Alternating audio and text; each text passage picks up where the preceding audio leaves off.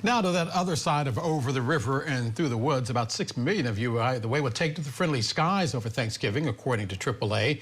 Taking a quick look now at FlightAware, you might want to get ready for some delays. Already 2,800 flights are running behind schedule. Scripps News national correspondent Patrick Terpstra is live at Reagan National Airport. And Patrick, how are things looking at where you are? Pretty good, Del. You mentioned those delays, and a lot of those, of course, caused by the weather, something we really can't change. But Tuesday, today, is actually the busiest travel day of this entire Thanksgiving weekend, according to the FAA, when it comes to air travel.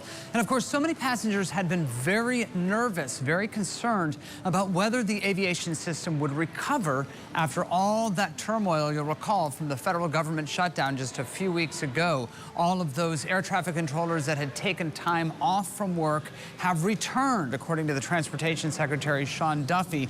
But that doesn't mean that you won't still have some problems at some of the busiest airports all over the country.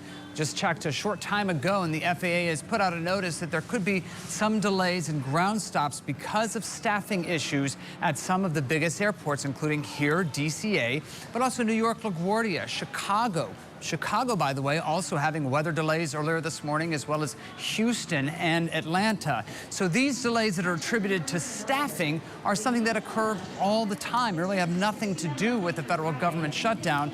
The fact remains that this nation still needs 3,000 more air traffic controllers. That has been a persistent shortage that was exposed by the federal government shutdown. Of course, many people will be driving, not even bothering with air travel this weekend, and they will find some good news at the gas pump. Take a listen.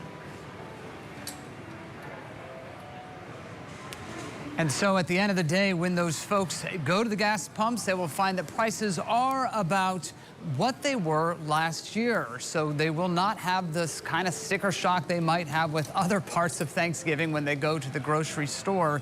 Whether you're going to the airport or you're going to the roads, know that sometimes will be busier than others. According to Google Maps, that actually took a look at when roads are busiest, the worst time to hit the roads would be Wednesday between 1 and 3 in the afternoon, and then on the other side of the Thanksgiving day, Saturday and Sunday in the afternoons. So their recommendation, if you take a look at the data, the best time to drive is actually early in the morning to get your head start, or to actually drive on Thanksgiving Day.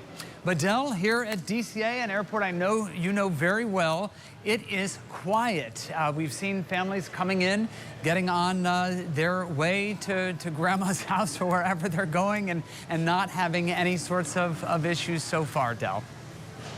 And then there is always the issue of parking. Call ahead. Patrick Terpstra for us. Patrick, as always, we thank you.